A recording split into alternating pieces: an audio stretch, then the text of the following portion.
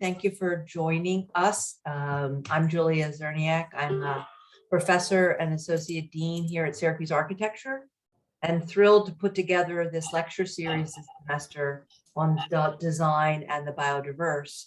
And we're thrilled to welcome the fifth of our six lecturers tonight, this afternoon, which is Gina Worth from Scape. So Gina is a registered landscape architect and design principal at Scape. And as we'll see today, she works with cities, community advocates, and landowners to reveal the ecological and cultural potential of public landscapes. I have to say that, I think Scape has been doing this sort of work for a very long time. And I would say that they are certainly the leaders in our field. And one great thing about being a leader is that you start to get followers. And they've really catalyzed a lot of interest in this topic through their work. So we're thrilled to hear more about that. So welcome, Gina. Thank you so much, Julia, and all of you and all the students for kind of coming and being interested in this topic today.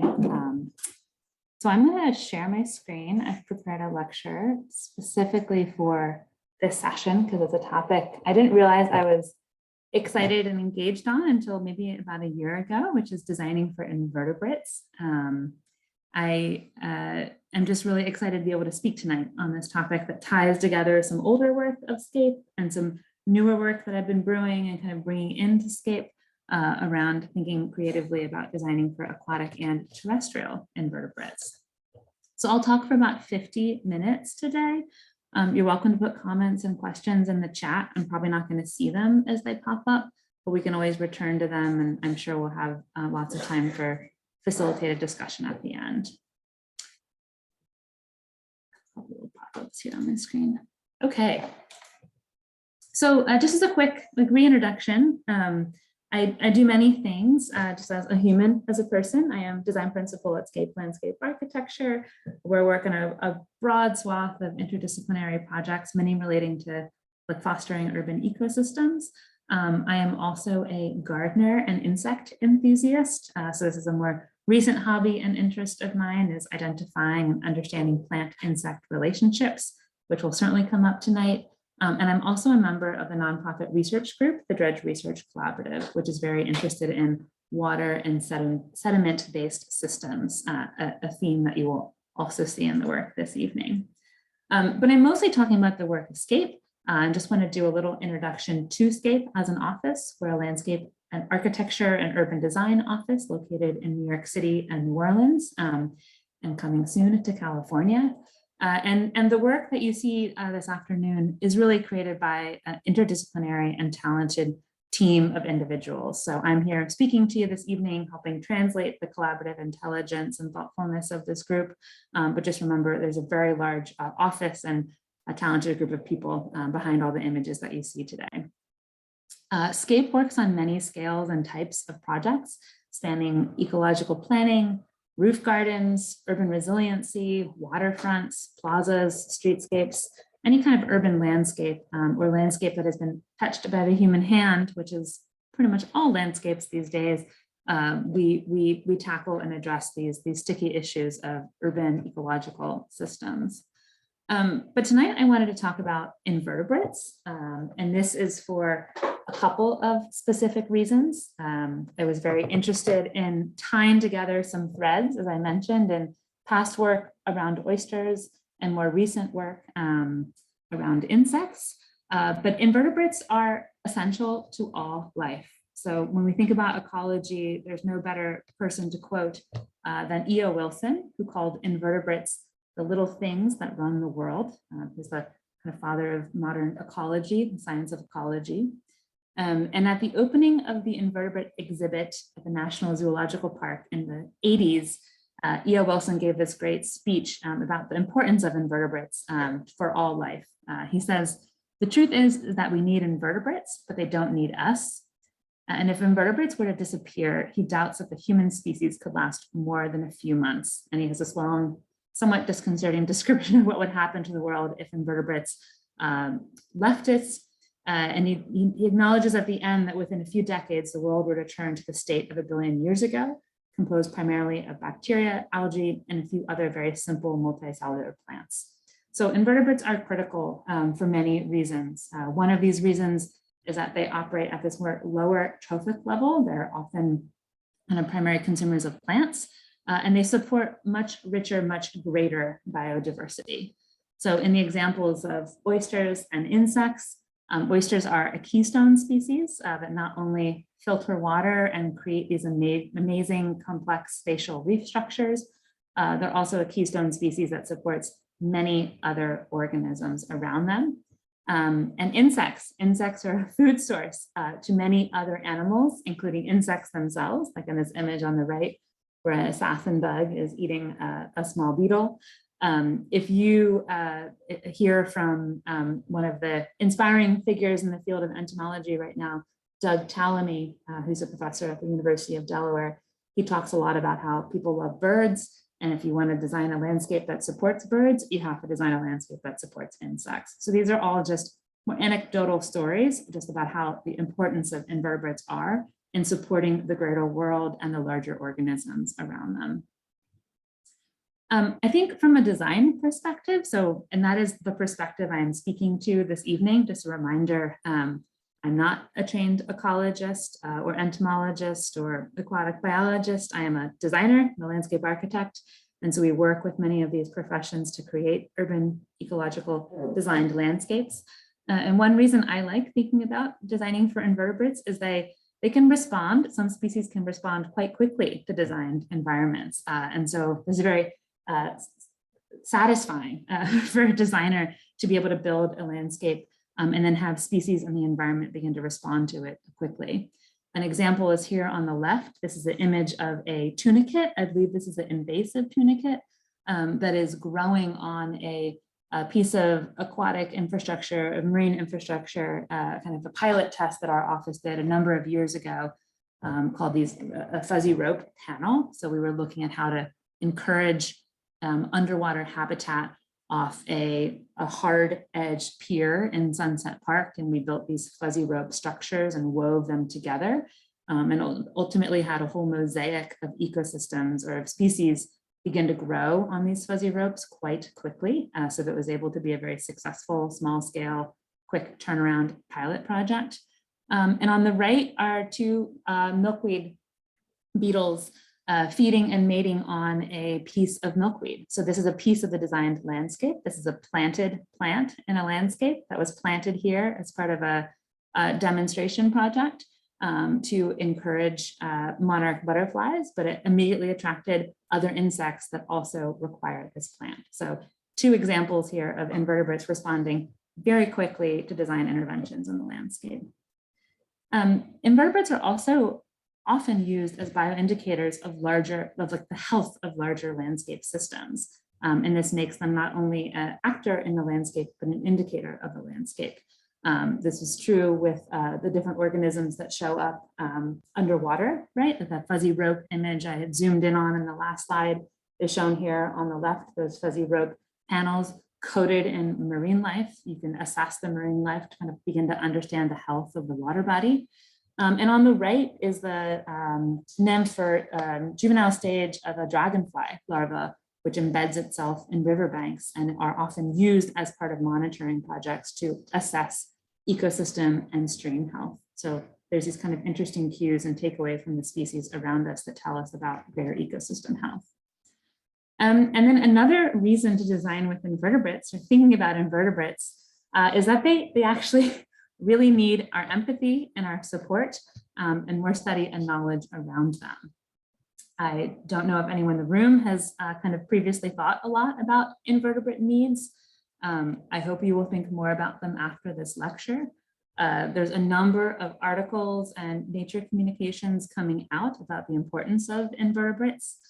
This article on the left is about recognizing the quiet extinction of invertebrates and that kind of underlying decline of these species within our globalizing world. And then I think in the more popular press, there's just been a huge amount of press over the last 5 to 8 years around this phrase, the insect apocalypse. If you Google insect apocalypse, you will find an explosion of articles, both refuting the insect apocalypse and supporting the insect apocalypse. I'll talk about this a little bit later in the lecture. But these invertebrate declines, while sometimes maybe not characterized in the most accurate of ways, the invertebrate declines do seem to be supported by general scientific opinion. Particularly, I've looked more into the general insect declines, and there is a great deal of information to learn, but also enough information out there that we need to begin thinking much more seriously about how to support these species and these organisms within our built urban world.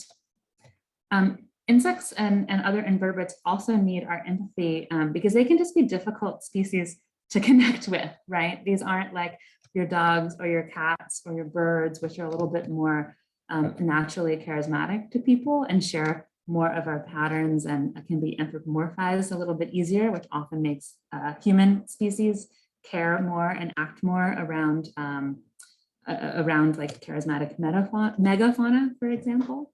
On the slide here on the left, our office Scape developed a project called Oyster Texture many years ago. And this is a rendering from that Oyster Texture project. Just kind of be creative and think about ways that oysters could be more charismatic. This was at a time when some of the work by a very important partner called the Billion Oyster Project in New York Harbor was just getting started. I actually think we've made great strides in the past 10 years, and oysters are more of they're maybe not a charismatic megafauna, but they are a very charismatic species now these days in New York City, and much organizing and public dialogue is happening around them. I think insects have a ways to go. This insect species on the right is not a mosquito, though it looks like one. Insects bring a lot of risks to human populations with disease transmission and food declines or food damage and pests and just being a general annoyance and nuisance. However, they have many beneficial roles that outweigh many of the negatives. So this little crane fly here can be very difficult to be empathetic to, right? When we have certain instinctual reactions maybe against these types of species. So we'll talk more about this evening. So I've just kind of tried to think about the lecture this evening, more focusing on our work around both aquatic and terrestrial invertebrates, with the aquatic theme mostly around bivalves or oysters, and the terrestrial invertebrate theme mostly around designing for insects with the recent GSD studio that I taught last fall. And I'll share just a couple projects kind of that support and showcase just how at the office at Scape we think about designing for oysters through a couple of different scales of project, and how I would like to start thinking more and practicing more in our office about designing to support insect life, this topic that we explored in the ENTO studio. So to start off, Living Breakwaters. This is a project proposed for Staten Island. It was originally, the seeds of this idea for this work was originally developed for a project called Oyster Texture. And I'm going to show a couple images from that. That was the Oyster Parade image that I previously showed a couple slides ago. We were very interested in urban oyster reef creation in New York City and some excellent partners. This is the New York, New Jersey Baykeepers at the time. They were beginning to test the creation of small scale urban oyster reefs out in New York Harbor. Oysters disappeared from New York Harbor many generations ago, many decades ago, with the decline in water quality at the turn of the century and over harvesting and dredging, all contributing to their decline. And many partners like Baykeepers, like the Billion Oyster Project and the New York Harbor School are trying to bring back this species, both for their reef-like capabilities, their keystone species capabilities to support a whole host of other species, and their ability to filter water, filter nutrient contaminations from water. So we saw oysters really as a larger scale ecosystem engineer at the scale of as like individual shell or individual organism. And this, I've also just tried to weave some general like themes around how we design for particular species within the office. I think the first lesson or first theme here may seem very obvious to all of you who are training to be architects, landscape architects, urban designers. but not obvious to all. We encounter many clients and many projects and many cities where we need to talk more and educate more about how cities and urban spaces do need to incorporate needs of non-humans within their design. So remember to advocate for that in your work. So the oyster is the charismatic star of this story. We thought a lot about how to analyze and think about where potential future habitat could be. Another lesson of SCAPE is always to look back, to look forward. It doesn't mean that we're trying to recreate the ecological patterns of the past, but those patterns and those spatial conditions can provide cues for what the future can hold. And so here is a mapping of one of the oyster texture sites that we were looking at. This is actually today's Gowanus Canal, but it's the historic salt marsh and tidal system and oyster reef system of the Bay Ridge Flats and the Gowanus Canal that historically hosted large expanses of oyster reef in New York Harbor. And today looks more like this. This is our large scale proposal for thinking about how to create a new living reef. So it's a great example of looking back to look forward. All these green tones represent a proposed shallow water reef system. So we're not trying to replicate the systems of the past, but be inspired by them, understand their conditions, and propose new forms that work with the forms of the cities that we have today. It's also critical when you're designing for a species or around a suite of species, as you should be, that you consider the life cycle needs of non-humans. These species, whether it's the crane fly or whether it's the oyster, have very different needs than humans do. They go through different spans or durations of life cycle.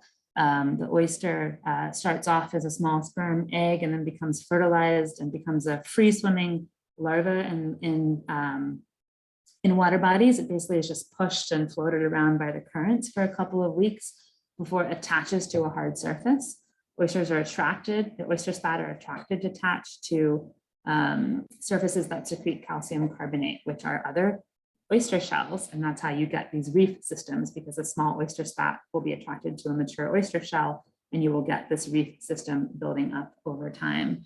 And so we adopted this life cycle and tried to propose it kind of moving through different aspects and different spatial components of our site here. So this project, Oyster Texture, was really the seeds of idea of trying to work around and design artificial habitat to support oyster species within New York Harbor, to think about both providing this habitat, but also protecting against future storm events, like the storm event that we eventually had. The major one was Hurricane Sandy that hit New York City a couple of years after this project.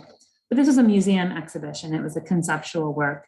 But the thinking and that system of analyzing the species, understanding its needs, and beginning to incorporate it into your design proposal really informed much larger scale work that we have done called Living Breakwaters, which is a funded project. Very excited to say that it is under construction today, which is like an enormous accomplishment. And I have pictures from just yesterday in the presentation tonight. So a lot of breaking updates here. But this is a work, you might have heard of this project. It has had a lot of like popular press and promotion. It involves many different partners who've contributed on the work. It's led by SCAPE, and the client is the Governor's Office of Storm Recovery. And it is a necklace of breakwaters, of living breakwaters that are designed to encourage subaquatic and intertidal habitat along the Staten Island shoreline, but also protect human communities along the Staten Island shoreline from wave action in the next large superstorm or hurricane. It is a resilience project that's thinking beyond physical resilience, incorporating social and ecological resilience into its project message. And it's about embracing bay landscapes, these shallow water landscapes of salt marshes, of dunes, of reefs, of barrier islands that can exist along a gradient of an urban shoreline. And so with this project, we focused very much not on trying to create like a singular large flood wall that would cut people off from their relationship with the beach, and think about more of a gradient of strategies that could span from high ground to out in the water, like a breakwater out in the water, which is what we did, but be more of a layered approach to resilience. So no one piece of infrastructure is trying to keep all the water out, It's really a strategy that's about living with some level of risk and water inundation, but trying to cut back some of the highest waves and the most damaging like physical wave forces on the community with the breakwater system, to also help inspire this culture of resiliency, allow people to access the shore, provide calmer water for recreation behind the breakwaters, and have a socio-ecological system emerge. The site for this project is Staten Island. These are just some of the images of both after the storm and after Sandy, but also after other more like nor'easter type storms.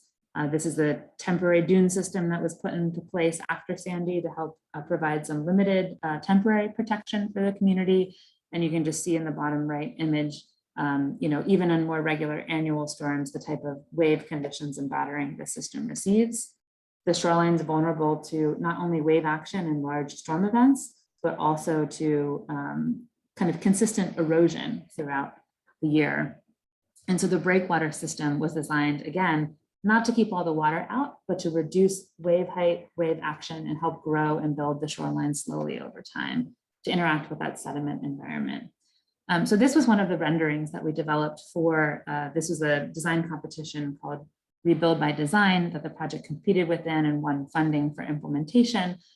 This image was used for that purpose, and it shows the wave breaking portion of the breakwater, which is that high point where that seal is doing a pose, which I only learned today is called banana pose. It's when the seal lifts its head up and lifts its feet up. It's a vertebrate creature, but also the breakwaters extend into the underwater realm, into this intertidal and subtidal potential ecosystems, creating this like layered habitat through the inclusion of new materials, the design of the microtexture of the rock, and we're using an ecological concrete substrate here, and the formation of these little V-like fingers that we call reef streets and reef fingers that provide more of that habitat interface that reflects some of that historic habitat condition along the shore. So this is the component that really makes these breakwaters living and kind of pushes them past what a conventional breakwater engineer would design. And so in this project, we were interested in ecology and ecosystems design, not only for ecological benefit, but also for thinking about new economies along the Staten Island shoreline, for strengthening the physical infrastructure. We're trying to encourage species like oysters and barnacles that have biogenic buildup. So the buildup of that reef system or layers of barnacles could actually help strengthen the breakwater over time. And ecology is also an important hook and tie into the social aspects of the project around education and stewardship. And so to step back for a moment, we were very interested in oysters when we started this project, but we also thought about expanding to a couple of other vertebrate creatures to really think about selecting and designing the right appropriate habitat types and identifying a whole range of species of design interest. So we often look at single species to be able to tell design stories and to be able to like narrow in and understand if a system can meet the needs of a single species. But it's very important to really be designing for more broad habitats. Like single species conservation and design is not the future. It's really a multi-species approach is what we all need to be doing. But that can be very difficult to like wrap your head around, especially as a young designer, unless you've worked in these ecosystems. So we often focus on single species and then zoom out to others. And so the species group that we really began to focus on with the project in the earlier phases was thinking about shellfish and structure-loving fish. So we began to kind of talk with many, this is our project area here at the southern point of Staten Island. We began to talk to many experts in the maritime world about what types of fish might use this portion of Raritan Bay and how we could help improve habitat conditions here. And through research, we found that, again, it's important to consider the life cycle. There are many large ocean-going adults like the black sea bass, which make these large, kind of more migratory or just larger territorial range journeys across the eastern seaboard. But then they come back. Some come back to the Hudson River for spawning. They move up the Hudson to spawn and lay their eggs. The eggs hatch. In turn, the Hudson River is used as a nursery for those very small baby fish.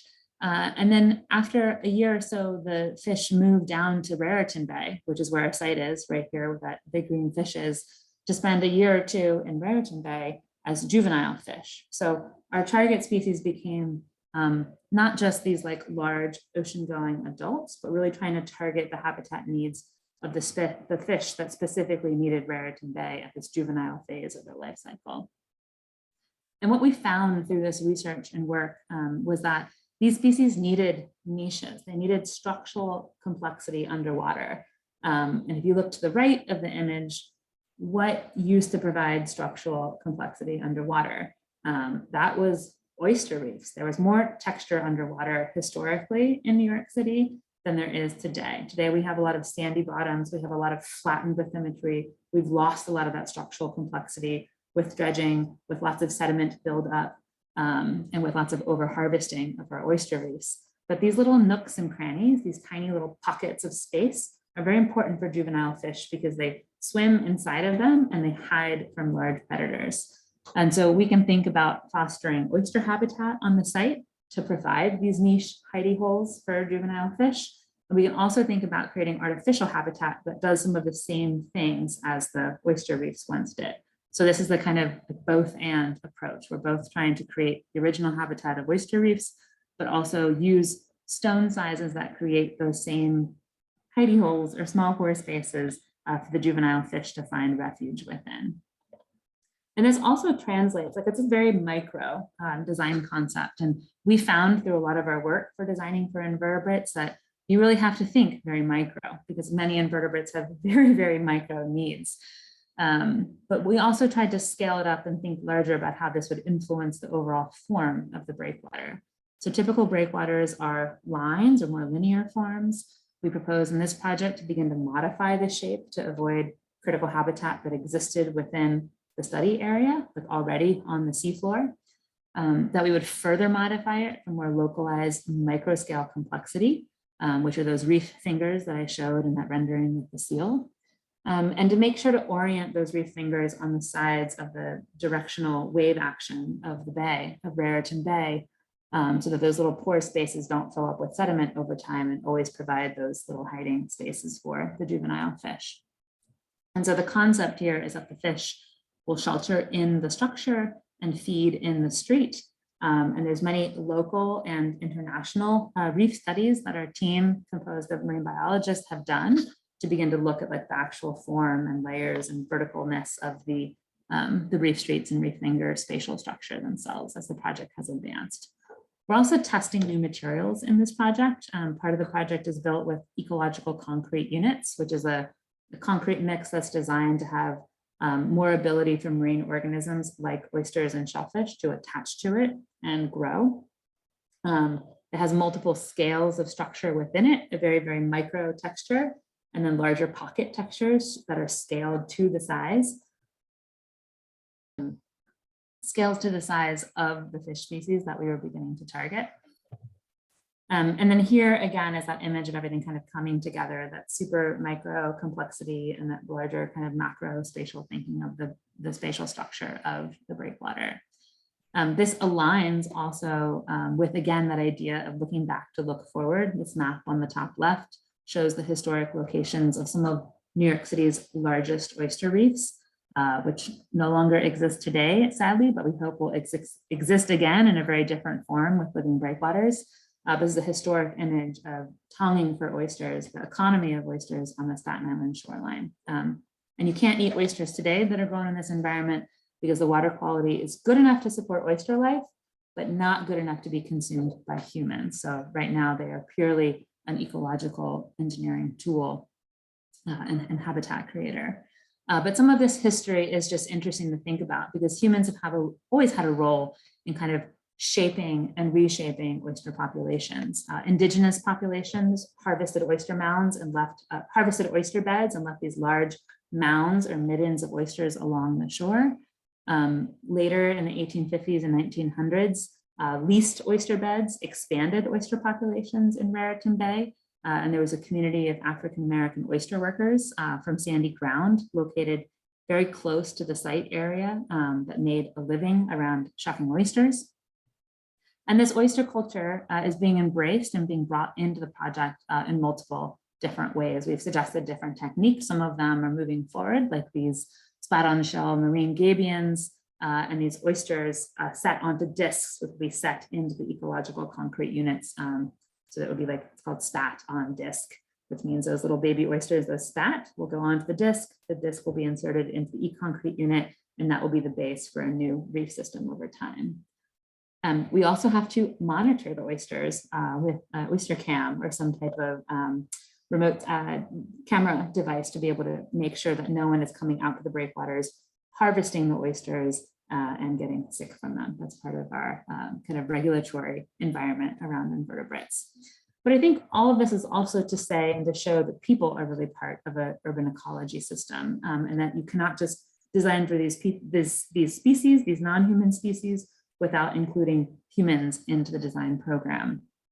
And so the work here is about connecting schools to the waterfront and engaging students in the process of oyster education, oyster monitoring, and oyster citizen science. And our partners at the New York Harbor School, a nonprofit school in the area that educates students like in a typical high school education, except all of the curriculum is based around the water. And so they've been just an enormous partner in this work.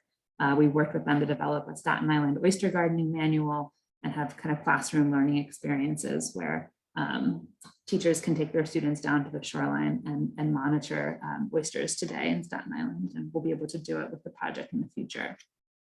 And so this is really about designing to enable positive change. This is an optimistic project that's about protection of human livelihoods and property with rising sea levels and climate change, but it's also about building habitat and bringing back some of the vibrancy and life of the historic shoreline. It's been a very long-term, slow project. So any big infrastructure takes many, many, many years. So way back here, a lot of the images I showed are from this competition phase. We've worked with an incredibly talented team to get it to where we are now, which is really just the beginning of construction, even though we're well into 2022. The project has shifted a lot, or you might look at this and be like, it shifted a little, but we think this is radically shifted, just given the amount of time that we've worked on it and modeling and work that's been done to refine the design. And I think we've also really, while the single species focus was really helpful at the competition phase to help kind of set the seeds of this idea around the needs of certain structure-loving juvenile fish and oyster and shellfish habitat, we've really expanded and had a whole range of different habitat types being targeted in the design. So it's an important lesson that I often will talk about single species, but really it's in service of this larger ecosystem design. We've had to do many interesting activities to be able to kind of work the regulatory environment into the design of the project. This is an artificial habitat assessment we did that became a proxy for the types of habitats that the breakwaters may one day hold. And so that process of being able to work with regulators and think about how to create new urban habitats that don't have the same spatial configuration as historic habitats, that's a whole design process. And I think a great place for you to focus projects and ideas around. We're working with this incredible mosaic of materials of pretty simply ecological concrete and rock, but at very different sizes and shapes and placement types. So it's both structurally secure, but also ecologically generative over time. These are some images of the different types of materials and stones being used. Modeling has informed the development of these projects, both like lots and lots of computational modeling, digital models, but also some physical modeling. These are some images of the project being modeled in a wave tank in Canada as a kind of final proof of concept and computational model verification. The reason it's kind of psychedelic jelly bean colored is that what was really being tested here was the structural capability of the breakwater. So all the stones that are colored different colors are actually different types of materials that we need to stay in the same spot. So as the waves are run over this model in the wave tank, if an orange stone moves into the blue zone, that's like really bad for its structural stability over time. So that's like what we're testing. Do all the stones stay into place, and the colors help reveal that structural stability. And the model is all developed not only at the right scale for the tank, like everything's scaled down in the right way to interact with water the correct way, but also the right weight and density. So it's truly replicating the qualities of the future shoreline. And then in all of these projects where we're thinking about designing to create habitat, and it's somewhat experimental and, again, in new spatial configurations, it's very important to think about monitoring and developing processes to test your new ideas and to actually extract information from how they're performing and share that with others. And so this is our experimental layout of the bioenhancing concrete armor units, which you can see the e-concrete units here on the bottom left. The marine biologist team at CR developed a layout for these concrete units, both within individual breakwaters themselves, but also as a larger scale system. So they could be statistically analyzed as a statistically viable experiment in the future, and lessons could be learned. So we have a control breakwater that has no reef streets and no ecological concrete enhancements. We have breakwaters that have enhancements that are focused around fish. We have breakwaters that have reef street enhancements that are focused around oysters. And then we have all of the above reef streets within some of the breakwaters. So there's a whole variety of conditions that can be tested, studied, monitored, and we can see the results of some of these design actions in the future. I also just want to mention this focus on the single species, like the oyster, for example, in this project, or the juvenile fish. This is also a great method to build empathy. It's sometimes very difficult to get people to spatially connect with habitats and ecosystems, particularly when those habitats are underwater or maybe a little mucky or messy looking, or deviate from like typical ideal landscape norms. We're all very comfortable relating to Central Park type landscapes, but not as comfortable relating to mudflat and underwater reef landscapes. And so species like the oyster and their stories can really help engage people in these stewardship and educational activities that can help support the species itself. So this is just some of the ongoing work that's happening around the project to kind of build that language. And so this project is just very exciting for us as an office. This is Kate Orff, my partner, here at the groundbreaking for Living Breakwaters with the marine mattress suspended from the barge in the distance, a very dramatic moment. The project is under construction and will be under construction for the next couple of years. It's a long-term project that's phased with some of the critical habitat cycles of different fish species within the harbor, so it takes some pauses. This is an image. Look, we were just placing the e-concrete units last week. So this is one of our hot off the press images of one of the e-concrete units in the foreground with the placement barge in the background. And then if anyone follows Scape's Instagram, probably my favorite Instagram post ever came up today, which is when a contractor spotted a harbor seal using the breakwater, using it as a little haul out banana pose area as the construction was kind of ending for the day. So I'm just sharing these photos.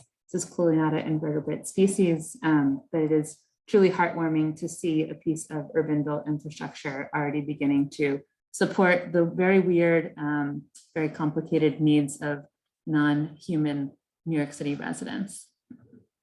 So there's like list of lessons, this kind of idea of designing for non-humans in cities and really analyzing the life cycle needs and incorporating people and thinking about why would we focus on a single species versus a complex mosaic of habitats and monitoring. These are all kind of really strong lessons learned by the office over the past decade or 8 years working on the Living Breakwaters and Oyster Texture project. And so as I move into the kind of shorter piece of the lecture this afternoon, really focus on insects, you'll see a lot of these same lessons for designing with non-humans kind of beginning to be folded into this more experimental and early work. So with that, I wanted to transition just for a couple minutes into the insect studio that I taught this past semester at the Harvard GSD. It was an option studio, so I was allowed just to kind of run free with an idea I was very interested in. It was very much a studio where I was learning along with the students, and we had a number of invited entomologists kind of joining us. But I was trying to think about, like, one of the really exciting things about working for SCAPE is we have a lot of great waterfront projects where we can incorporate all of this knowledge that we've built over these many years around underwater habitat building. But I think I've also been thinking about, we have many projects that have no waterfront at all. And how can we think about other species to really start designing for in a much more specific and focused way. So I'll talk quickly about some of my work with the studio. This is really the goal of the studio. It's called ENTO, short for entomology, fostering human insect relationships through design. The premise of the studio might seem a little bit silly unless you know a lot about insect declines, because there's over 10 quintillion insects present at any given moment. They have combined the largest biomass of any terrestrial animal group. And they have incredible diversity, but also many unknowns about insects. So there's millions and millions of insects, but up to 80% of all insects may yet to be described. So we know that there's a lot of them. They have great diversity, but we also know that there's so much we don't know about insect life. But what we do know is that insects live in the landscape all around us, whether that landscape is very built or more rural. Insects are present and occupying these different niches. As E.O. Wilson mentioned in my introductory slides, insects are essential for all life, for invertebrates, but particularly insects are essential for all life on the planet. They provide key ecosystem services that are not provided by many others, like wildlife nutrition, again, bottom of that trophic level or close to the bottom. They provide pest control services, even though themselves, they also can be pests. They provide key pollination services, not only for agricultural products, but also just for the reproduction of vast majority of plants. They bury dung and aid in the process of wood decomposition and dung decomposition. And they're increasingly being used as a medicine, as research, and as a food source. So they're very critical to our environment. They are also under threat. So as I mentioned, the insect apocalypse article previously, insect declines are real. In North America, 28% of North American bumblebees are considered threatened. That's of all species of bumblebees, and 19% of butterfly species assessed in the US and Canada are at risk of extinction. So those are anecdotal statistics that support, I think this is one of my favorite articles about this topic, which is an article that's called Declines in Insect Abundance and Diversity. And it charts many of the studies that have begun to look at larger global insect declines. And the article basically concludes that there's a lot of study left to be done to really understand how much decline we are facing. But we also know enough to act now, which is the whole point of the studio, that we shouldn't wait to collect all of the science about every insect because we'll be waiting for generations. We need to be able to act now on this issue of insect decline, which is primarily driven by our patterns of urbanization, our patterns of agricultural intensification, and our patterns of climate change. So the studio focused a lot on insect landscape relationships. Some were quite territorial. I think probably many of you are familiar with like the territorial migration patterns of the monarch butterflies. So we had some regional projects in the studio. More regional projects looking at not only beneficial insect relationships, but also insects that are decimating ecosystems that we understand today, like the hemlock woolly adelgid, which is impacting hemlock forests along the East Coast. How insects interact with urban systems. So this is a German study that shows that in certain German cities, bee diversity is higher in cities than it is in the rural regions. So cities have the ability to support insect populations. And because of pesticides and monocultures, our agricultural regions are doing a very poor job in many cases of supporting insects. And insects have very unique and interesting certain insects have celestial relationships. This is a recent study done that shows the relationship that the dung beetle has with the Milky Way.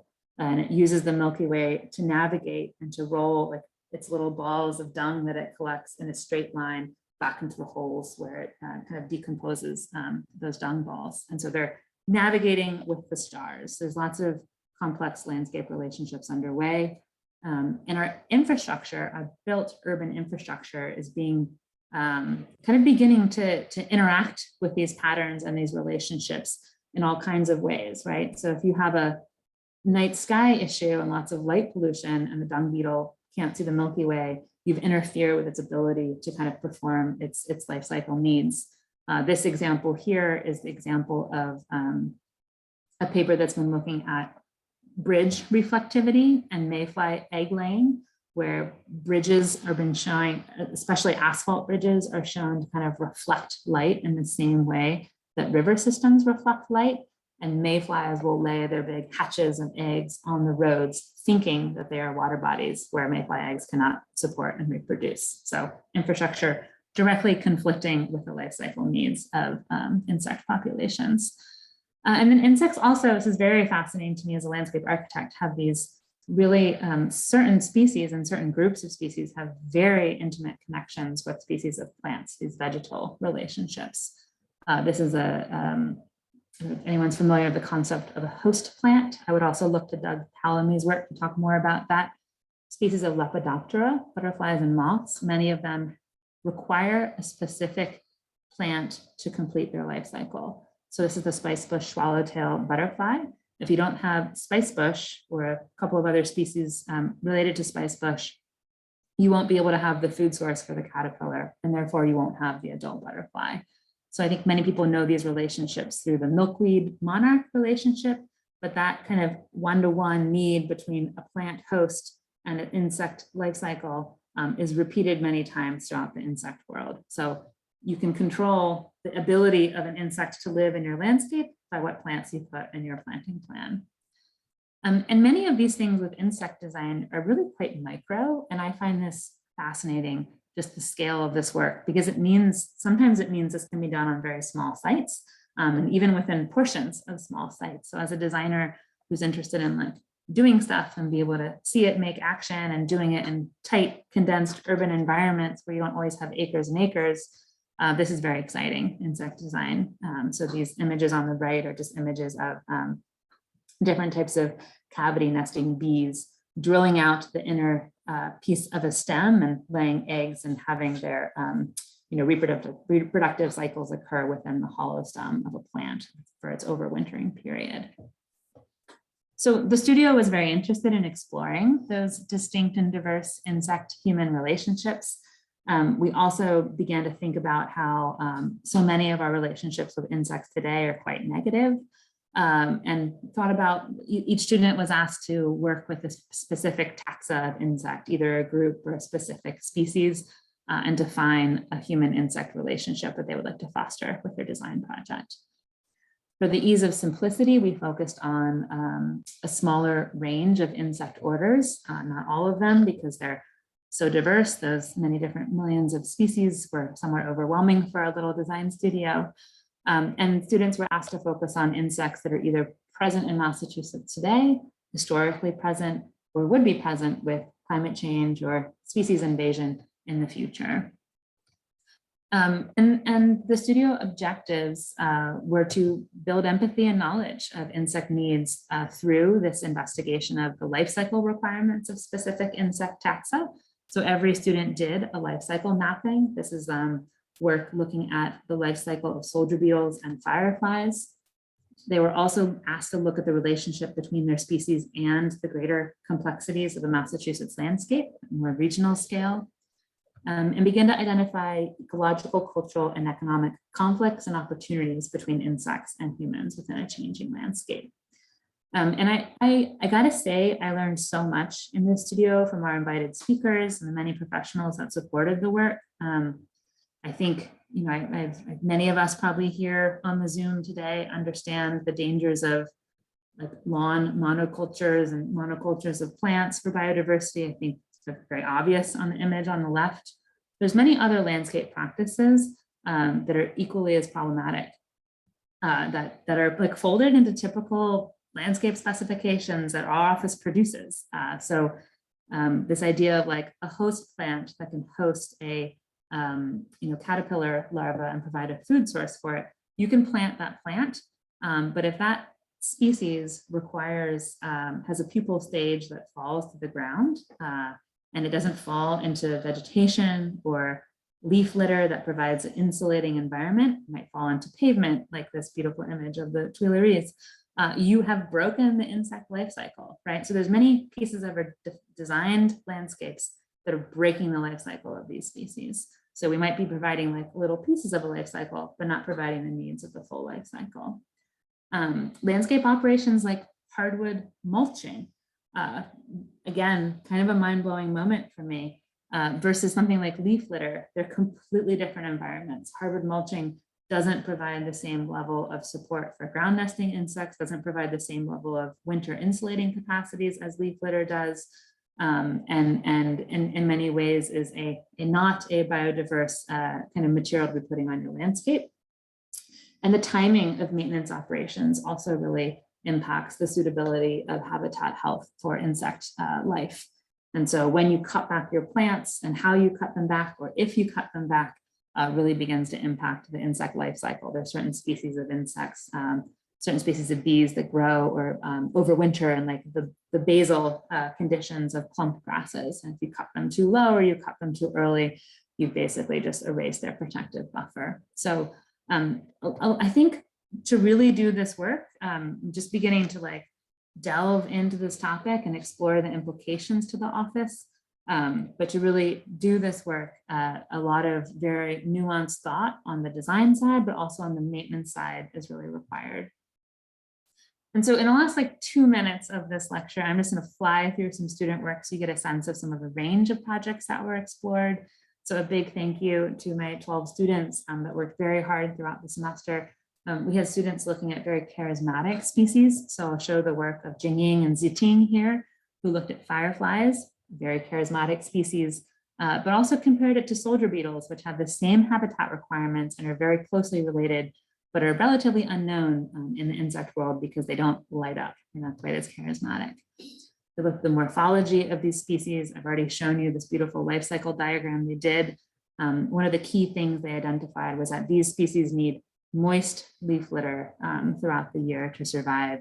And they began to look at more suburban sites within the city of Medford near Boston, trying to have more local site they could visit and interact with. Began to look at the nighttime environment and how it negatively impacted these species and interfered with the abilities of the fireflies to mate, because if the fireflies can't see the male lights like blinking on and off, they cannot reproduce. Very basic. They began to look at the suburban fabric and think about a whole suite and range of strategies for how residents could kind of work to share some of their backyard spaces, about 30% of their back and front yards, to create these new habitat typologies for soldier beetles and fireflies, leaf litter berms, leaf litter fences, small detention micro topography, and different types of smart lighting fixtures that could help reduce urban light pollution in the backyard environments. And they developed a Share Your Yard campaign that would allow individuals to transform their backyard spaces and actually host reoccurring firefly populations year after year, providing a kind of expanding the habitat from the nearby established population of fireflies and a nature reservation into the suburban fabric that will be supported throughout the seasons. I also had students look at nuisance species. So this was not a full-on insect love studio. This was a studio that embraced the multifaceted qualities of insects. So mosquitoes, aphids, ants that destroy architecture. So I'll share the work of Tim Temulonis, who looked at carpenter ants and carpenter bees and was an architect in the studio. He looked at the gallery kind of formations of carpenter ants and carpenter bees and the important role they played in decomposition. Decomposition both of structures and decomposition of natural systems like logs and wood and felled trees. And he developed a proposal and a way to kind of support these species in an urban environment that was less risky for decomposing human houses, the greater Boston landscape that has a lot of wood frame buildings. And so he focused on Mount Auburn Cemetery and developed a more artistic proposal around a series of decomposition pavilions that would complement the kind of picturesque garden structures of Mount Auburn Cemetery, and be a physical place for human reflection and grieving, but also a habitat environment, some more sculptural and processional, some more spatial and enclosing, where these species habitats could be provided. You could watch the gallery formation over time, and watch the structures kind of elegantly decompose as part of the kind of changing landscape of death in Mount Auburn. Also had students look at very threatened species. So I think a species that gets quite a lot of attention is the monarch butterfly. Students Heemin Gu and Liwei Shen looked at the monarch, but also the cabbage white, which is an invasive agricultural butterfly. They were really looking at this larger scale of kind of designed habitat, which is not so supportive to the monarch, but quite supportive of the invasive cabbage white, which is more tolerant to the pollutions that were being experienced in these areas. They looked at an agricultural region of the Connecticut River Valley, and how roadways and agricultural monocultures of the area were contributing to monarch decline and the surge of cabbage white populations because of the buildup of pesticide resistance in the cabbage white. They made some beautiful models kind of showing the links between the species loss and the contamination flows of roadways and agricultural landscapes. Again, everyone mapped the life cycle needs of the species. But just like the juvenile fish diagram or the oyster diagram of the life cycle, they really focused on what could their site in Massachusetts do to support the specific need of the species in that place at that time. And so this intergenerational mapping of the monarch migratory map showed that the Massachusetts landscape was really supporting the kind of upward third, the north moving third generation of monarchs that would potentially lay eggs in this landscape, and then supporting the down migrating monarch populations later in the season as they migrate to Mexico.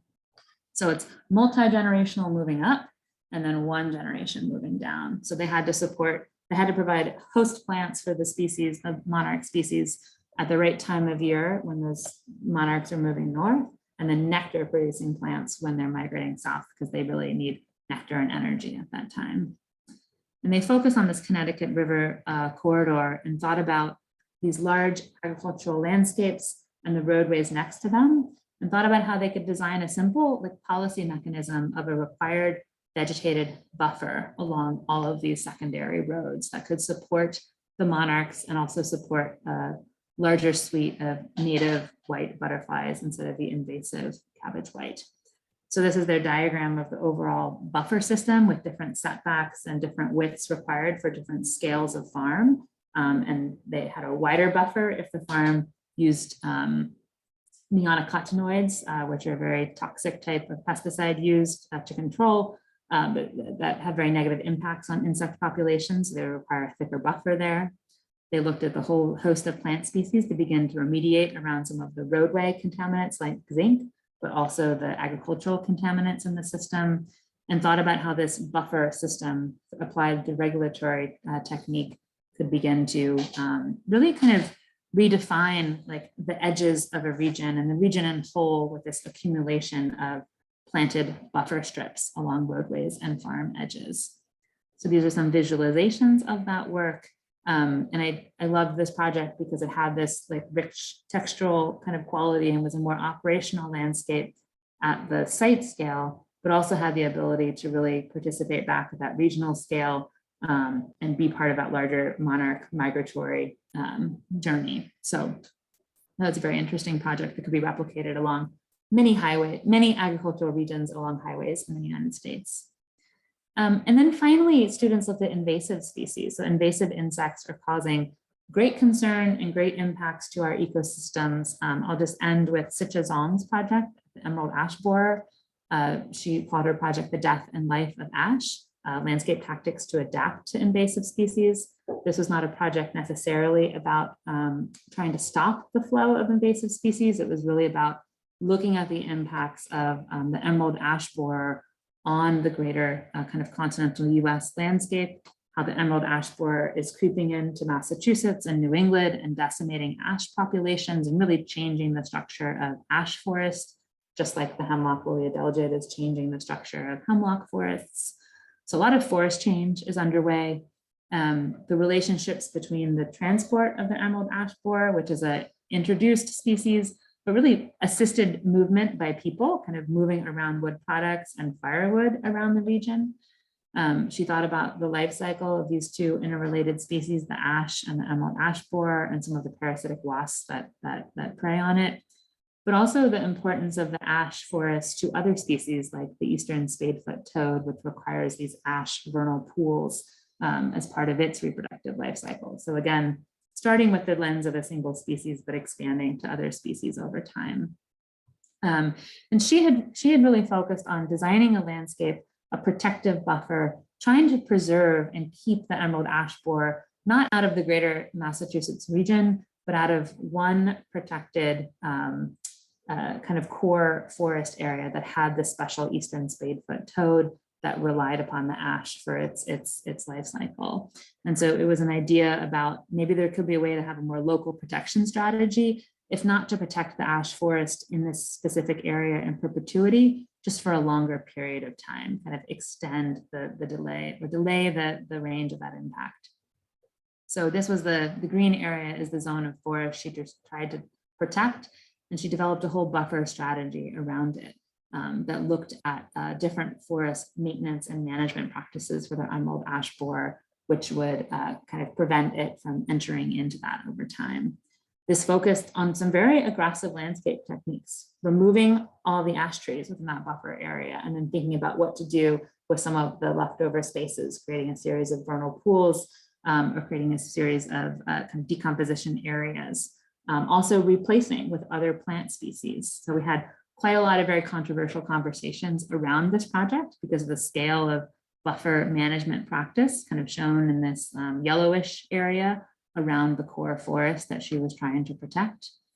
She had a whole series of techniques like selective removal, habitat construction, creation of smaller scale vernal ponds, and creating this more regenerative new forest fabric with a range of new species that historically were not there. But she also proposed to create a kind of designed memorial to the ash forest and the kind of landscape that once was within this buffer strip, which I thought was a very powerful part of the project and the way that I'll end today. A series of kind of monuments and trail systems that move through this buffer zone and interpret the historic landscape, the kind of loss of ash canopy. She proposed a large slice into this landscape to interpret the root system of the ash trees. You can see here visualized in this rendering, some larger scale forest benches made of cut ash timber that align with the projection of some of the stumps. She saw this as a metaphor for rebirth in the landscape in a way that people kind of interpret both the old landscape that once existed here, but also these little white tubes are tree protection, tree planting tubes, the new landscape that was planted and kind of growing for the future. So I probably talked for a little bit too long, so I apologize about that, but I hope that this work around some more established and some really early kind of forays into designing for invertebrate habitat was interesting this evening, and now I'm happy to answer any questions.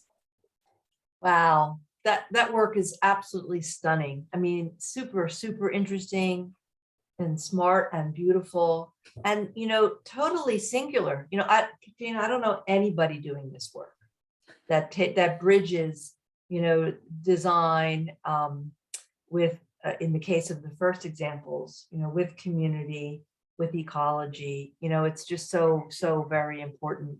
And you do it so well, I mean, I know, and you have to have a lot of patience, don't you? I mean, just looking at how long Living Breakwaters has taken, it's, kind of extraordinary. I have a lot of questions. Kind of exhausting, for sure. I'm going to hold because I always have the opportunity to speak with you. I'm going to see if some of the students or other guests would like to have a comment, make a comment, or if anybody has any questions.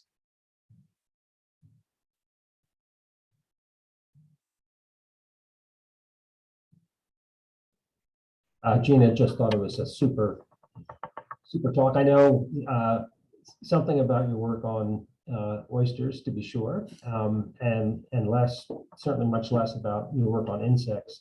Really appreciate your description of moving from species to habitat and ecosystems, and looping that back, and the kind of one interest in species is to develop a kind of public engagement piece, or empathy, to support from the public or from the community. So I thought that was really, really smart. I guess one question I have is where will this insect work go in the office? What is its future? I mean, on the one hand, it happens all the time, I'm sure. You're very cognizant of the plants that you propose to plant. But where do you think it's going to differently materialize or modify the office? Well, Ted, it's a great question. It's something I was thinking about, like, throughout the whole course of the studio, because I felt like I was learning so much from, we had many talented speakers come in and share their work, like some purely in the entomology world, some in the world of horticulture, and some in the world of landscape maintenance. And so I would say there's like a whole potential design angle that we really want to explore, which is probably one of the hardest things to figure out how to quantify. Because I think, like, as you said, as an office, we're designing planting plans all the time. We're always thinking about species that support pollinators, species that have nectar resources. In the last couple of years, we started thinking a lot more about host plants. If anyone's interested, again, I would definitely recommend the work of Doug Tallamy and his book, Bringing Nature Home, which has a very comprehensive list of host plants, of the plants and species they support. But there's also the whole realm of like landscape specifications and maintenance and just the materials that we use in our landscapes, like reassessing the hardwood mulch. And so what we're doing in the office right now is trying to think about a couple of different projects. One is a maintenance manual that's developed for the perspective of a like medium-sized client, like a operational end of a client. Like, what does the park manager need, or what is the maintenance entity for an institution need, or what kind of evidence do they need to maybe adjust their maintenance practices? So we're beginning to think about how to do some research and collect resources that can provide more of a toolkit for clients to maintain their landscapes differently. But we're also thinking about, we have this concentration of projects in the Gowanus Canal right now, like newly emerging projects that are under design that will all be built around the same time, because the Gowanus is going through this rezoning process and kind of unlocking development on the same time frame. With landscapes that are both at the waterfront level and at the rooftop level. And we're trying to get all of our clients on those projects on board for a kind of a DIY insect design and monitoring effort with the Gowanus Canal Conservancy. So, beyond just specifying a bunch of plants, which we think will be suitable, doing some insect monitoring and assessment to actually see how effective that is, and how some of the substrates and surfaces and spatial arrangements of those plants might influence insect populations. So that's all TBD, but those are some of the things that we're thinking about doing in the next couple of years. Great. One thing that Escape does so well is advocacy. And, I think somehow being able to draw out, this whole idea of the loss of amazing amounts of loss of insects. I mean, just the windshield stories, of growing up driving. I remember, like, we couldn't drive through a summer night. I mean, I'm old, so but still, like, even in recent years, without your windshield being covered with insects by the end of the evening. And now I notice I don't seem to run into any of them. And it's a really alarming personal experience of something that's very invisible.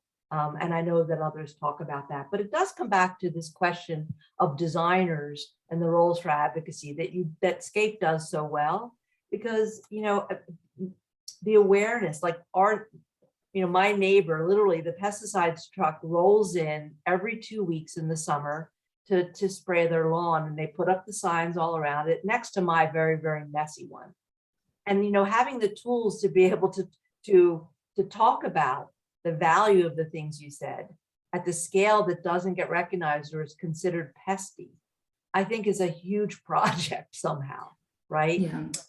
Because you're kind of talking to sympathetic people here, and I've never spoken to my neighbor about it because I'm scared of them, right? I mean, when they're talking about not spraying their lawn, but it's a really interesting project, right? In terms of the tools we need to kind of raise awareness.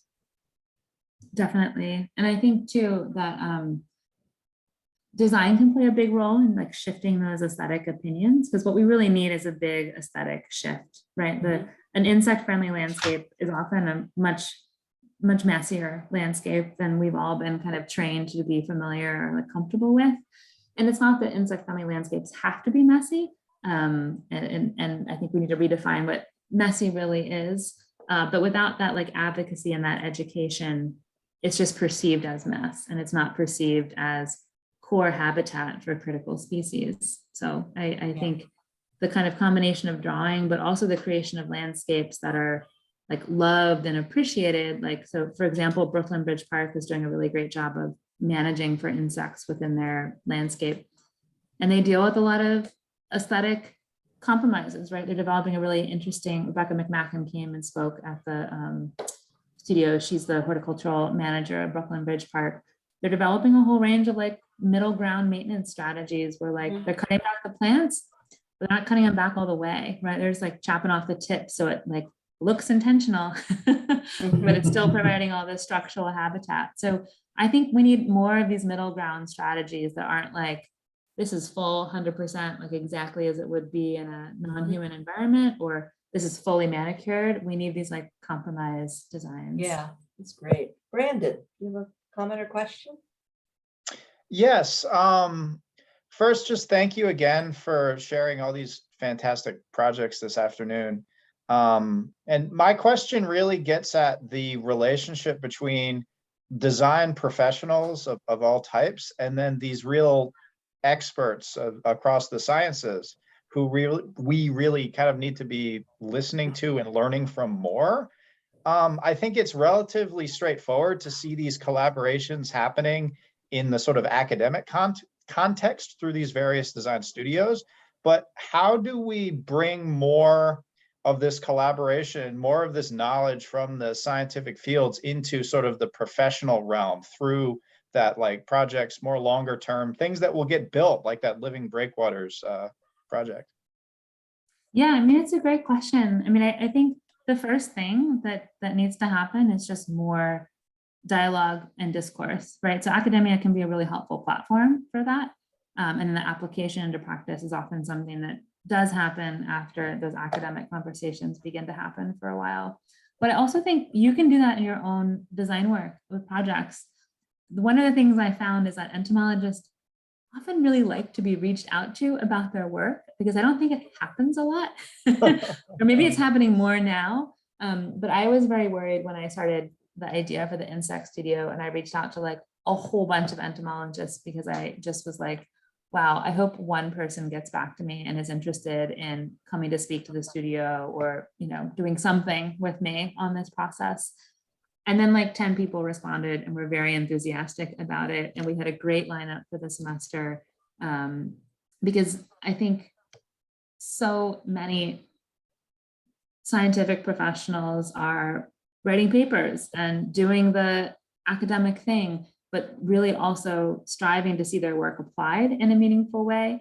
And I think design and landscape architecture, because of the micro scale of this work, like really has the ability to do this in like a lot of projects. Like what I love about the insect research is like, we don't need a big site with an expensive waterfront project and a client that's willing to like go through the expense of breaking a seawall or building out into the water and the regulatory complexity of that.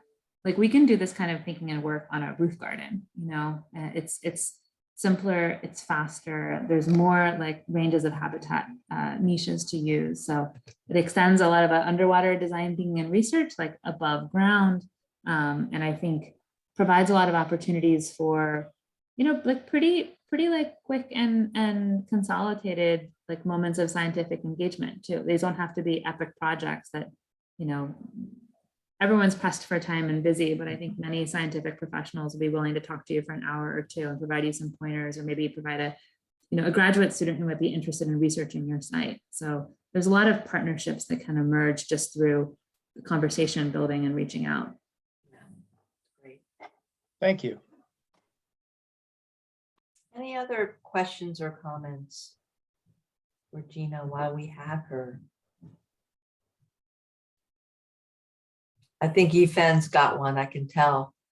Go ahead. Yes, I do have a question, and yeah, I also wanted to ask about the aesthetics, but clearly someone else also asked it, and it was a great answer for me also. And I'm currently doing a project also to serve multi-scale of animals, and I'm considering insects at this stage, and we found this particular insect that is blocked by a railway so that they couldn't travel over the railway. So it's infrastructure. And however, I also encountered the invasive species thing.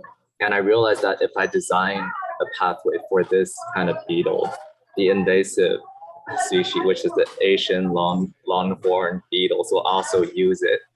And so it will actually result in a very undesirable thing. And have you ever encountered this in your insect studio or in your practice? Yeah. Yeah, I would say we encounter this in our insect studio like every minute. But I think it's one of these things that the designers are actually really good at kind of like pressing the buttons of, and right, we're not putting anyone at risk by making drawings. So it's great to use these projects, these design projects to, are you guys still hearing me? My whole screen is frozen. Yes, we hear you. You hear me? Okay, that's Yes. great. Okay. It's great to use these design projects to begin to like test these ideas and then invite different disciplines to the table to like debate it out and hash it out and get direction. And so, you know, like the project I showed about the emerald ash borer, it's not a perfect corollary to what you're talking about, but it was a very controversial project within the studio, whether you should kind of preemptively manage or some perceived it as destroy a forest with the intent of protecting a different forest. And you know, ultimately it was a project on paper, but we had a couple of emerald ash borer specialists come in and review the project that were just very interested in the ideas and the kind of the scale of application of the ideas. You know, there was some very useful critiques about how to shape it, how to tailor it, how to refine it. But I think these are just like questions that we don't have the answers to, right? No one studied the answers to this, like whether your migratory corridor will also be a corridor to this other beetle. Like, are there things that you can do, like certain plants or certain plant densities that you could design to kind of support the movement of one species but not the other? Are there certain areas where you could propose your project, or certain sites where it'd be more relevant than other sites? Like, these are all things that you can begin to explore in studio and then have quick reviews with other disciplines to get that interdisciplinary feedback on. So that's the role of design, is like pushing these sticky questions that kind of, you know, these ideas aren't necessarily coming out of the scientific world. So I think that's what design can offer, is these kind of different combinations of spatial thought and ecological intent. But you have to work with the ecologists or the entomologists to make sure the intent aligns with reality, right? That's a knowledge we don't hold as designers. So very important to collaborate. So Yifen, don't let it hold up your project. Just do it. We'll work it out later with the entomologists. Okay. You've got like 2 weeks left. Plenty of time. Okay, thank you. Thank you. It's a very helpful answer. I have one last question if there is a little bit of time. I don't Yes, know. please. Does it- The last question. Sounds good. Thank you. Okay, thank you so much, Jenna, for your talk. It was really fruitful for me. Something that I'm studying a lot in my capstone thesis right now is that relationship between entomology and ecology, and like creating these systems for them. And it was really interesting how you spoke about, you know, finding that keystone or that endangered or invasive species. But then in the beginning of your talk, you focused on how there is that multi-species need. And then after a certain point, you do need to zoom out. And so for me, I'm curious about how that transition point is for yourself and within your office, like when you're so focused on like that endangered species and like making, you know, a habitat and ecosystem for them. When going to the multi-species lens, like how important is something like a food web in your investigation, or like where, I guess like even like your historical mapping that you do for your keystone species, like how integral of a role, like does all of that kind of play together when you're creating that like functioning ecosystem? Yeah, and that's where you really, like when you're working on a built work project out in the world, that's where you really need a multidisciplinary team to help shape the design proposal, right? Like to really be able to design something as complicated and as nuanced as a food web, or even approach to design interactions in a food web, or think you even understand it all.